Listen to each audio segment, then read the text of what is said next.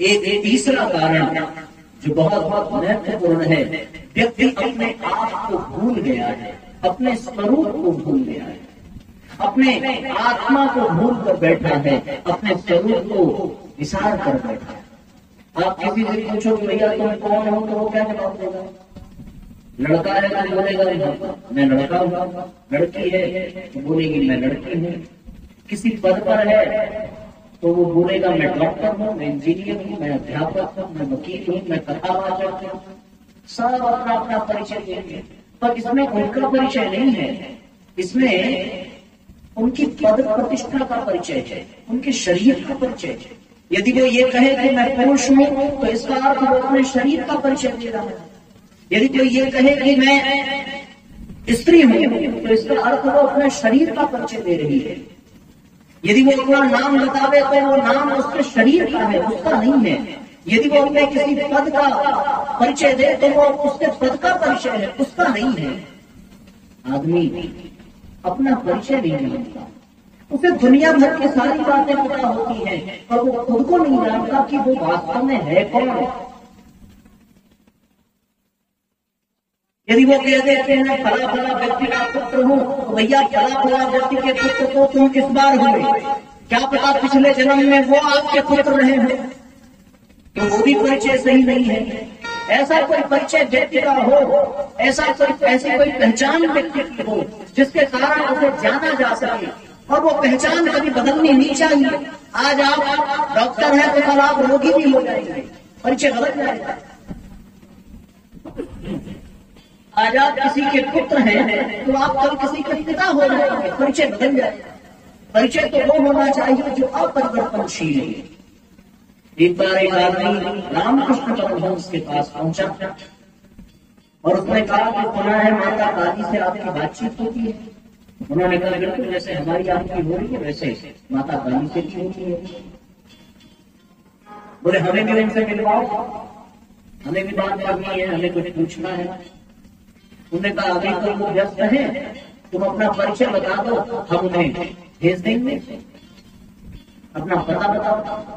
अब वो व्यक्ति बताने लगा कि हम उमरिया जिले के अमरहा गांव में रहते हैं, वही हमारा पता है, और आजकल मंदिर पर प्रज्ञा पुराण की कथा चल रही है, हम 5 से 9 बजे तक वहीं पर मिलेंगे आपको, सवेरे यदि में किया जाता है।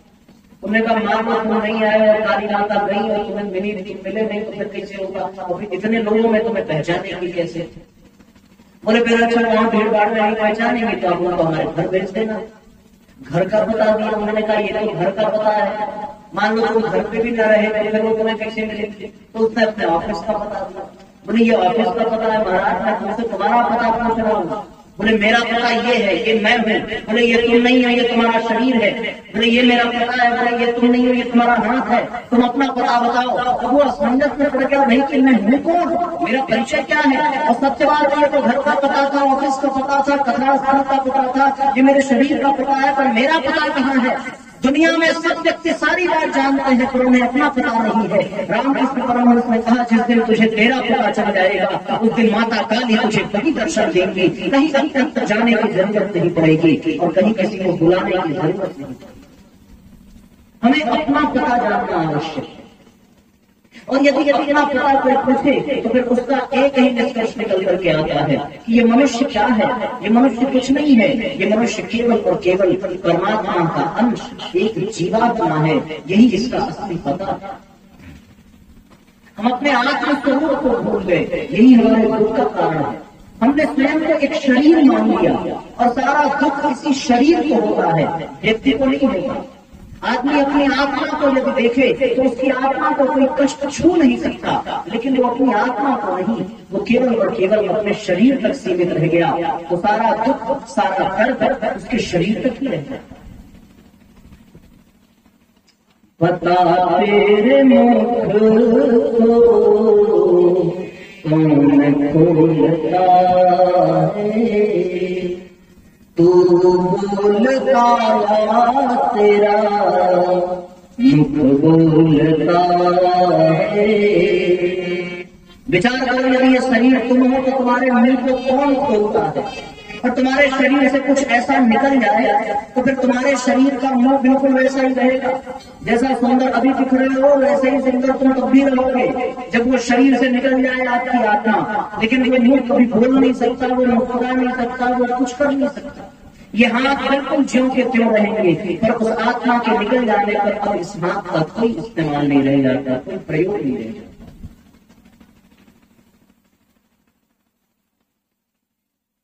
तो इसलिए ये विचारणीय प्रश्न है कि हम केवल शरीर नहीं है, अब तो आत्मा है और वही हमारी पहचान है। बता तेरे मुख को कौन खोलता है, तू बोलता या तेरा मुख बोलता है,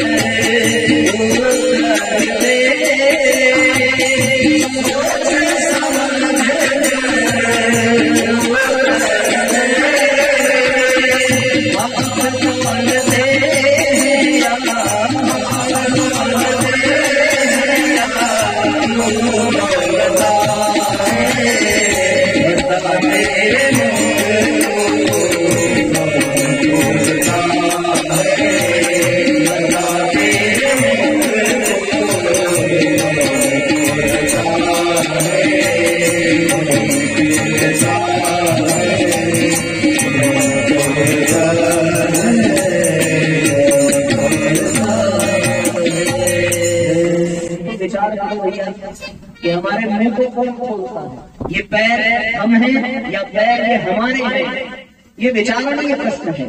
आज हमने केवल अपने शरीर को ही सब कुछ मान लिया, जबकि सच्चाई क्या है कि ये शरीर हमारा साथ देने वाला नहीं है। ये शरीर हमारा तभी तक साथ देगा जब तक आत्मा इसमें विद्यमान है। जिस घड़ी वो आत्मा निकल जाए, उस घड़ी जिस शरीर को हम प्यार करते हैं, चूमते हैं, गले से लगाते हैं, उसी शरीर से हमें डर लगने लगेगा। किसी शव को आपके बेडरूम में कोई ले जा करके रख ले आपके बेड के नीचे, तो आप चैन से सो पाओगे क्या? अभी तक तो वो शरीर बड़ा प्यारा लग रहा था, लेकिन अब वो शरीर आपको प्यारा नहीं लगेगा। अब आप उस शरीर को अपने हाथ में जला करके आओगे शमशान घाट में। सच्चाई यही है। तो फिर ये शरीर हमारा परिचय नहीं है। और आश्चर्य की बात यह है साथियों कि हम लोग सब कुछ जो कुछ भी करते हैं, जो कुछ भी करते हैं, वो केवल और केवल किसी शरीर के लिए करते हैं और किसी चीज के लिए नहीं करते। मैं आपसे बताता पूछता हूँ, आप स्नान करते हो इसके लिए? शरीर के लिए, अपने लिए ना, शरीर के लिए ना, आत्मा के लिए तो कुछ नहीं किया ना। आप ब्रश करते हो किसके लिए?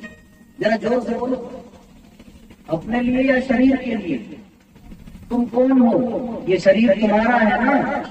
तो स्नान किया शरीर के लिए, ब्रश किया शरीर के लिए, भोजन किया किसके लिए है? अरे आवाज को निकालो, थक गए हो क्या? इसके लिए एक साथ जरा जोर से बोलना, आवाज तो सुनाई पड़नी चाहिए। बताओ जरा, भोजन किसके लिए करते हैं? भैया जरा सुनाई नहीं देता, तो कान का थोड़ा कच्चा आदमी है। हाँ जरा जरा, भोजन किसके लिए? थोड़ी और आवाज भी करनी चाहिए। भोजन की याद आ रही है क्या? ऐसा नहीं है ना? अभी मिलेगा, देखो घर में लोग गए हैं बनाने ना, कि हमारे बनाने वाले कहाँ गए? गए ना, मतलब जाते समय चलो ये अच्छा है। मैं आज पक्का करके आया था कि आप लोगों को मैं धीरे से इशारा कर दूंगा, जाना भोजन बना के रखना बढ़िया, ताकि लौट करके जाए जब खाने को मिले गर्मा गर्म। हाँ, तो मैं बात कर रहा था, आप लोग भी सोचोगे साहब भोजन की याद दिला रहे हो, कब से बैठे हैं, थोड़ी देर तो हम लोग भोजन किसके लिए करते हैं? अकेले मत बोलो भाई, एक साथ मिलकर के बोलो तो आवाज आएगी। उधर पीछे की जो माताएं हैं सब जरा जोर से आवाज निकालना। भोजन किसके लिए? स्नान किसके लिए? कपड़ा किसके लिए? व्यापार किसके लिए? सब शरीर के लिए। तेल साबुन सब शरीर के लिए। रिश्तेदारी इसी शरीर के लिए। सारा काम इस शरीर के लिए। लेकिन आत्मा के लिए कुछ भी नहीं किया, जिसके कारण ये शरीर है। हम लोगों को ये शरीर बड़ा अच्छा लगता है, पता नहीं क्यों। आपको ये नाक आपको दिखाई पड़ रही है ना?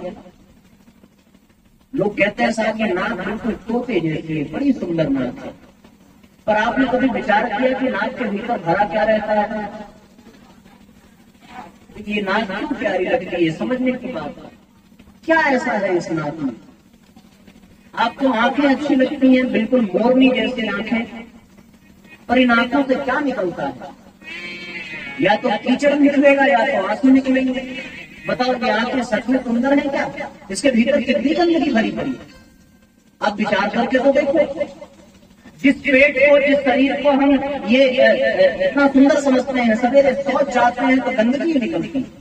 शरीर की चमड़े को उखाड़ करके देखो तो इसमें केवल रक्त, मांस, मवाद, पीप, हड्डियां ही मिलेंगी।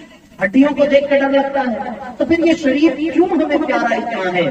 ये हम लोगों का ज्ञान है, कि हम लोगों का भ्रम है। पूज्य गुरुदेव कहते हैं और महर्षि विप्लवाद यही अष्टावक्र को सुनाते हैं कि आज का व्यक्ति केवल अपने शरीर तक सीमित रह गया, वो आत्मा को भुला बैठा है, आत्मा को भुला बैठा है, और यही उसके दुख का कारण है। अपने आत्मज्ञान को जगाना पड़ेगा, अपने आत्मस्वरूप को जगाना पड़ेगा।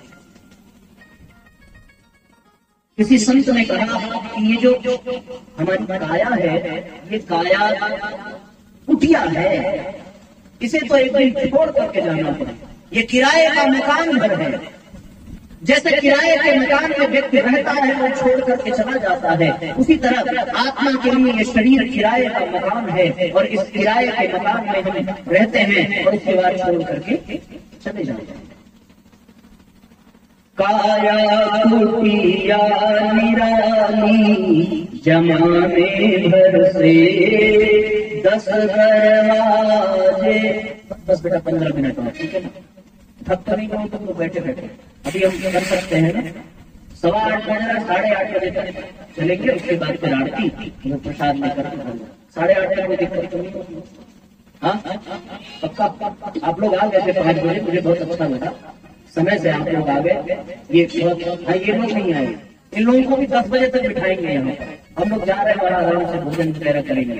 तो एक 15 मिनट का समय हो, उसके बाद के विषय समेटेंगे। तो दुख का तीसरा कारण आत्मस्वरूप, और ये काया कुटिया जैसे किराए का मकान ही मानना चाहिए, क्योंकि एक दिन छोड़ करके हमें जाना पड़ता है। काया कुटिया निराली जमाने भर से, काया कुटिया निराली जमाने भर से, दस जमाने भर से, जमाने भर से,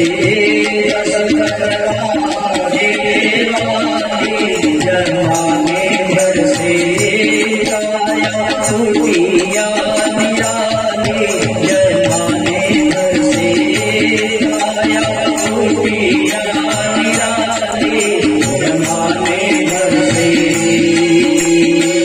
सबसे सुंदर आँख की खिड़की, सबसे सुंदर आँख की खिड़की, सबसे सुंदर आँख की खिड़की, सबसे सुंदर आँख की खिड़की, जिसमें पुतली काली जमाने भर से, जिसमें पुतली काली जमाने भर से, काया कुटिया निराली जमाने भर से, काया कुटिया निराली जमाने भर से, उनके प्राण नासिका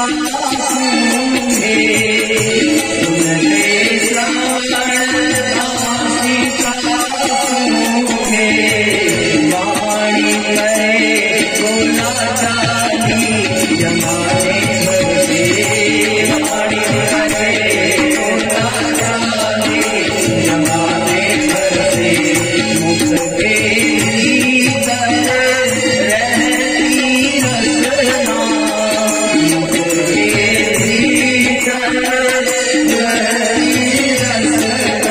रसना कहते हैं जीव को, जो हमारे मुंह में रहती है और हमें स्वाद का बोध कराती है। जैसे मकान में खिड़की होती है उसी तरह इस आंख में भी खिड़की है, और खिड़की में ऐसा शीशा लगा होता है कि आप अंदर से बाहर को देख सकते हो पर बाहर से अंदर नहीं देख सकते। ऐसा होता है ना, खिड़की में शीशा लगा है। उसी तरह ये मनुष्य की आंख है, इससे आप बाहर देख सकते हो पर उसके भीतर क्या चल रहा है ये नहीं देख सकते। इतनी बढ़िया वाली खिड़की भगवान ने लगाई है हमारे शरीर में। मुख के भीतर रहती रसना, मुख के भीतर रहती रसना, खट रस सानों वाली जमाने भर से, खट रस सानों वाली जमाने भर से, काया कुटिया